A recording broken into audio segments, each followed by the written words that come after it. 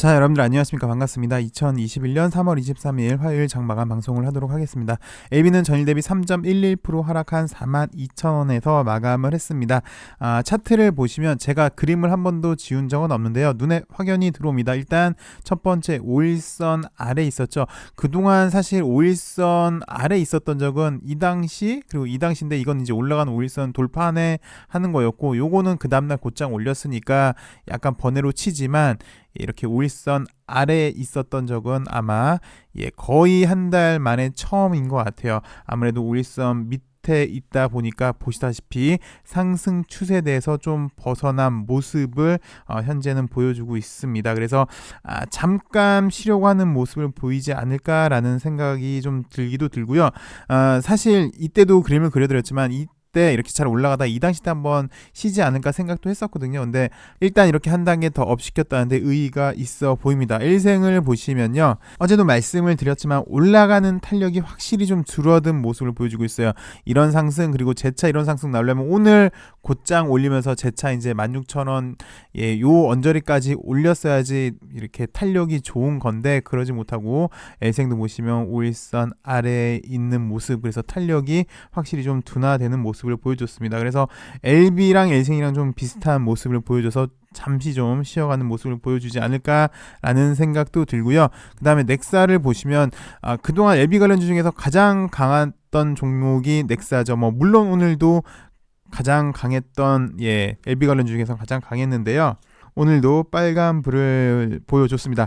단기 과매수권에서 잠시 숨고르기를 하는 모습인데, 왜 제가 예전에 설명을 드렸어요. 이거 보여드리면서 앞으로 LB 관련주도 이렇게 될 가능성이 있으니까 좀 눈여겨보자 라고 하면서 단기 과매수권에서 잠시 숨고르기 하고 있는 거 셀트리온 제약이었는데요.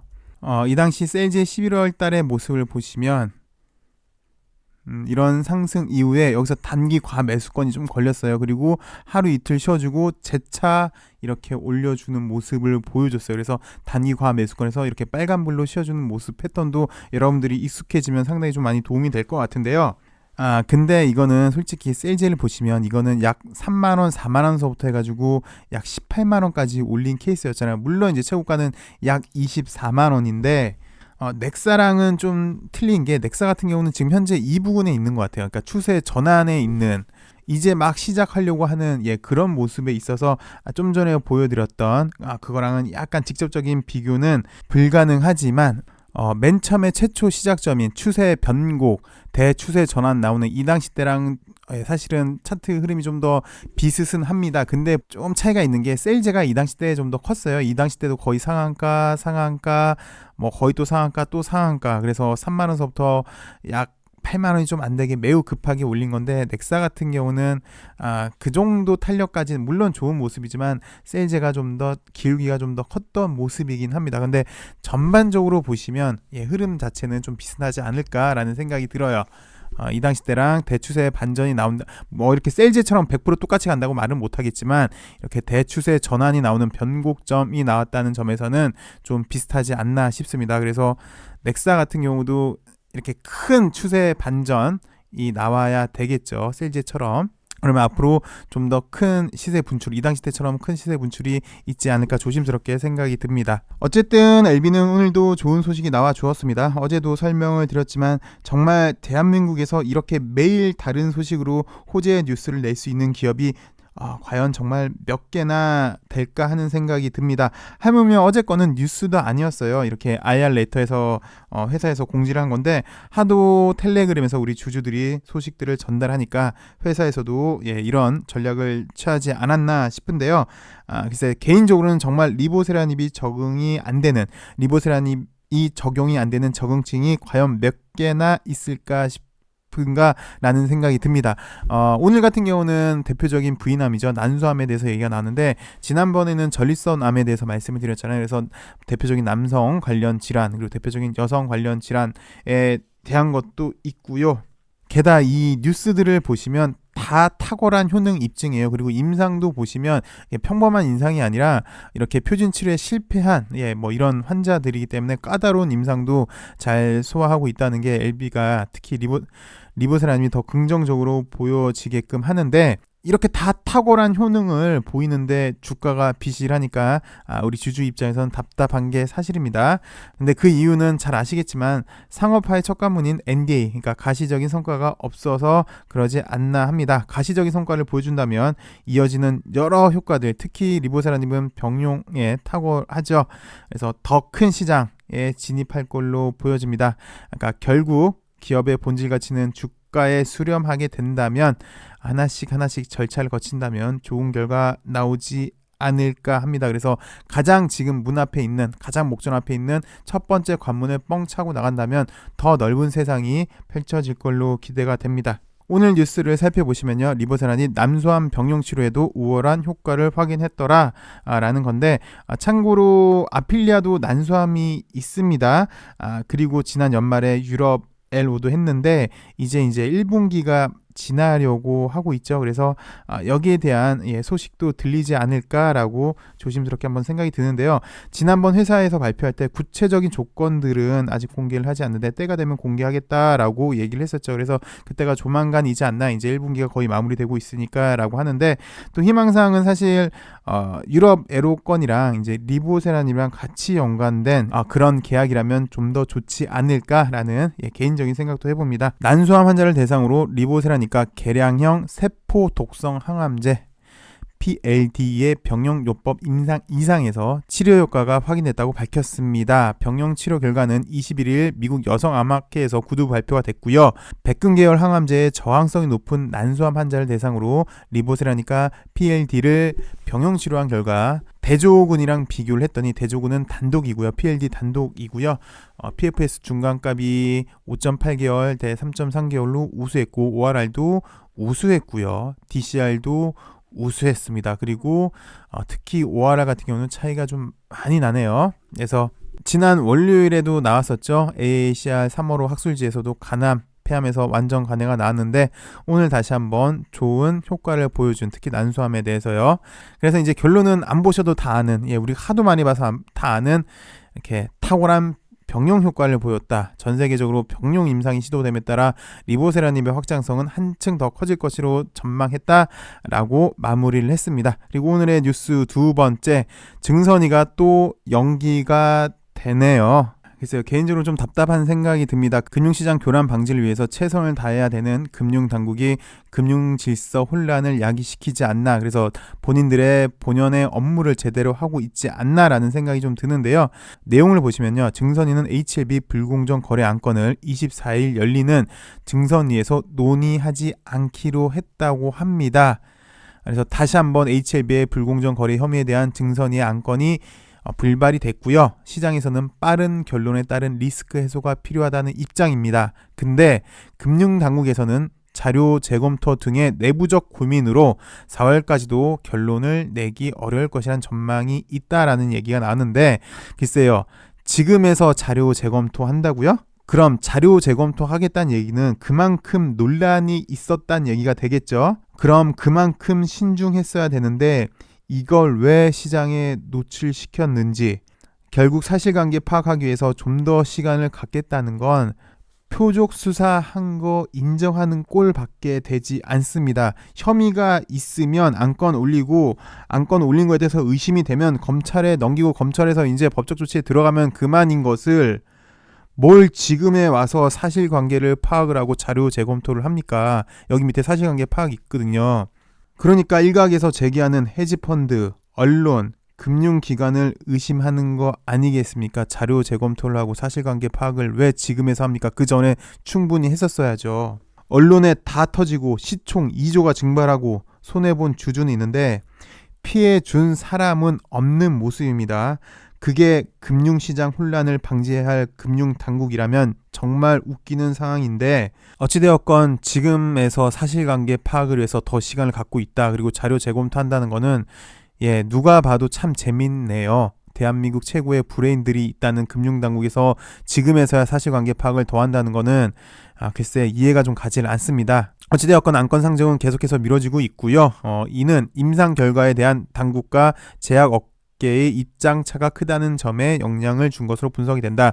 제약업계에서는 임상 실패가 아니라는 판단이 지속해서 나왔습니다. 그런데 금융당국에서는 이렇게 판단하고 있지 않죠. 하물며 지금에서야 다시 사실관계를 파악한다는 게 정말 넌센스이긴 한데, 금융기관이 이렇게 월권을 할 거라면 앞으로 NDA 신청은 금융당국한테 하면 될 것 같습니다. 이렇게 뭐 미 FDA 이런 거 다 필요 없이 앞으로 금융당국의 마음에 안 들면은 뭐 이렇게 불공정 거래 조사한다 뭐 한다 할 거면 앞으로 모든 절차는 모든 월권을 갖고 있는 금융당국한테 하면 될 것 같습니다. 그래서 앞으로도 계속 금융당국은 무소불위의 권력을 가지면서 시장 혼란하게 만들어서 누군가의 배만 부리게만 하면 되겠네요.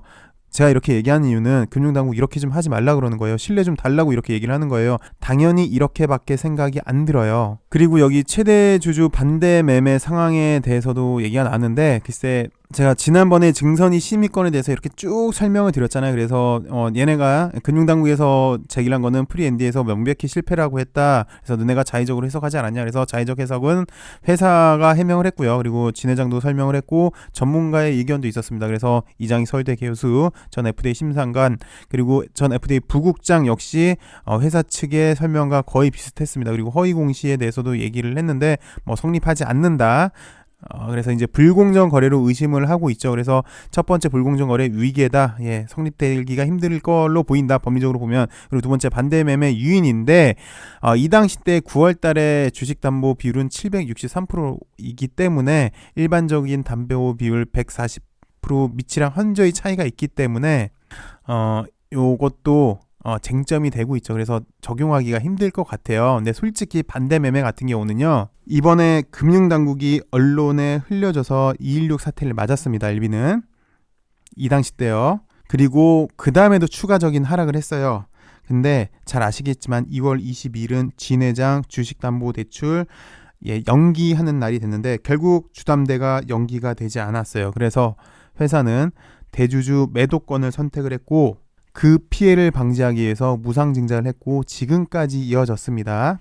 이렇게 말씀드린 이유가 이번에 216의 목표는 이게 한 번의 끝이 아니었다. 1차 하락 다음에 2차 하락을 노린 거였는데 이 당시 때가 진 회장 주식담보대출 연장 날인 걸 아니까 이걸 빌미로 1차 하락을 만들었고 그 다음에 주식담보대출 연장이 안 되니까 반대 매매가 나올 것이다. 아니면 대주주 매도가 나올 것이다. 라는 또 악성 루머 터뜨려서 2차 하락을 만드는 게 애초에 목표였다고 해요. 그러니까 사실 반대 매매 얘기가 나와서 드리는 말씀, 이건 이제 2019년 S모 때 반대 매매를 얘기하는 것 같은데 사실 반대 매매는 이번 건이 컸죠. 이번에 반대 매매를 노리기 위해서 216을 만들었는데요. 그리고 그 결정적인 역할은 금융당국에서 이렇게 정보를 흘렸잖아요. 여기도 곧장 얘기가 나옵니다. 증선이 직전 조사 내용이 흘러가면서 증선이 부담이 커졌다는 분석도 나온다.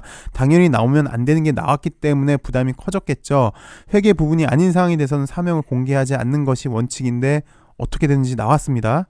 그리고선 조사 내용의 사전 유출을 내부적으로 감찰했다고 얘기를 하는데 글쎄요. 지난 뉴스를 한번 살펴볼까요? 바로 며칠 전에 나왔던 뉴스인데 금융당국 내부에서 적발된 불법 유혹 거래에 대해서 대부분 경징계로 면죄부를 준 것도 눈여겨볼 만하다. 금감원은 내부 거래 규정을 위반하다 거래하다 적발된 직원 12명에 대해 아무런 징계도 하지 않았는데 이번에도 이렇게 내부적으로 감찰한 것으로 알려졌다고 하는데 글쎄요. 지금 상황을 보면 사실 지금까지 1년의 상황을 보면 금융당국을 지금 신뢰는 하기 힘들어요. 게다가 좀 전에 뉴스까지 보니까 이걸 정말 과연 신뢰를 해야 되나라는 생각도 듭니다. 그리고 판이 이렇게 커졌는데 내부적으로 감찰을 하는 것은 당연한 수순이겠죠. 근데 좀 전에도 말씀을 드렸지만 내부적으로 감찰한 것보다 저는 개인적으로 감사원의 감사가 더 중요하지 않을까. 그래야 좀 더 깔끔하게 정리되지 않을까 싶습니다. 그리고 공정하게 정리가 되니까요.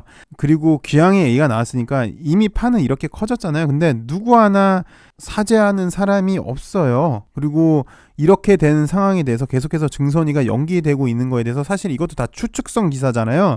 추측성 기사 빼는 물론 이제 연기됐다는 것은 이제 사실인데 그 연기된 이유에 대해서는 다 이렇게 추측하는 것뿐인데 이렇게 불신을 갖는 이유는 이렇게 금융당국에서 나와서 먼저 어떤 이슈 때문에 우리는 이렇게 준비를 하고 있어서 이번에 이렇게 못했습니다. 그리고 216 사태는 이렇게 뭐 감찰을 진행했는데 뭐 이렇게 됐습니다라고 명확히 설명을 해주던가 아니면 명확히 사과를 해준다면 금융당국에 대한 신뢰가 상당히 높아지겠으나 전혀 그런 게 없기 때문에 계속해서 금융당국을 저희도 이렇게 삐뚤게 보면 안 되는데 좀 이렇게 살짝 삐뚤게 보게 되는 것 같습니다. 어쨌든 이번에 증선위를 못하니까 다음 증선위는 4월 달에 있네요. 4월 7일이랑 4월 21일에 열리는데 글쎄 서두에도 나왔지만 열리기 힘들 걸로 보여지고 있다고 합니다. 이렇게 증선위가 연기가 되니까요. 3월 초에 나온 뉴스인데 우리 LB주주연대에서 직무상 비밀 누설로 금감원을 고발을 하려고 했었죠. 그래서 오는 10일, 그러니까 이 당시 10일은 증선위가 열리는 날이었어요. 근데 이때 못했죠. 이미 이렇게 변호사랑 계약까지 완료를 했는데 이번에 또 연기가 되면서 고소권은 못 들어가지 않을까 싶습니다. 그리고 뭐 계속 금융투자 업계도 그렇고 회사도 그렇고 빠른 결론이 나길 바라고 있습니다. 이게 변수가 있으면 안 되잖아요. 리스크로 인해서 변동성이 크기 때문에 빨리 해결해 주길 바란다. 그래서 관계자는 이미 우리 회사는 모든 자료를 준비를 했다. 너네가 증선위를 올리면 우리도 해명을 하겠다라는 얘기고, 기업은 신뢰가 최선인데 조사가 길어지면 신뢰를 잃을 수밖에 없겠고, 또 아무래도 이렇게 약이다 보니까 임상 참여도 이렇게 약간 삐뚤게 볼 수도 있긴 있겠죠. 그래서 빨리빨리 좀 해결해 달라라는 얘기가 나왔습니다. 이번에도 증선위가 또 연기가 됐다는 얘기인데요. 글쎄 또 역으로 본다면 증선위 내에서도 우리 이거 괜히 잘못 건드렸다라는 생각이 들 거예요. 확실한 준비도 없이 여기도 보면 자료 재검토 또 사실관계 파악이라는 거 보니까 우리도 이거 좀 약간 뭐 됐다라고 생각이 드는 것 같아요. 그래서 약자가 제일 하기 쉬운 행동이 글쎄 뭐 제가 한 얘기가 아니라 갑자기 기억이 안 나네요. 군주론 쓴 사람.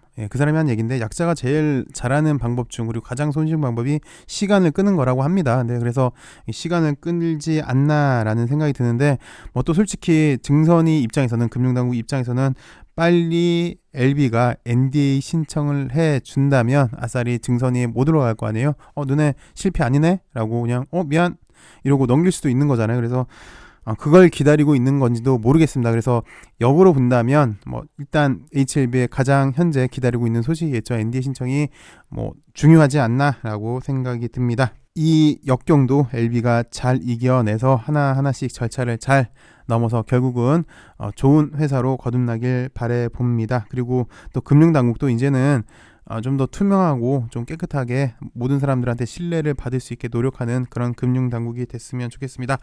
저는 오늘 여기까지 하도록 하겠고요. 시청해주셔서 감사하고요. 남은 하루 행복한 하루 되시길 바라겠습니다. 감사합니다.